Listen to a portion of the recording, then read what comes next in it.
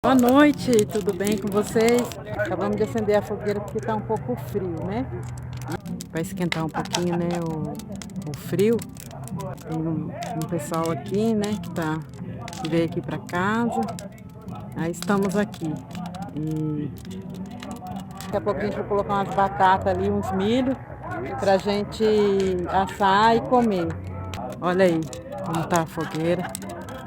E lá no fundo, vocês veem a cidade.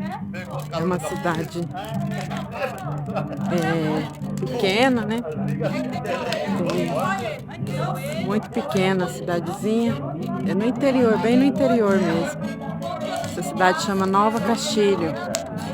É próximo de São José do Rio Preto. São José do Rio Preto aqui dá uns 70 km. E é uma cidade tranquila. Tem 1.200 habitantes, né? Mas atualmente uns 840 por aí que mora aqui nessa cidade. É uma cidade bem do interior mesmo. A cidade mais próxima é São José do Rio Preto, Araçatuba, que são mais próximos daqui, né? Voltando aqui para a fogueira, gente, observa aí o utilitar do fogo. Olha o barulho. Queria que vocês vissem as estrelas, tá? Uma coisa mais linda no céu. E com essa imagem linda da nossa fogueira, direto do rancho Dona Suema.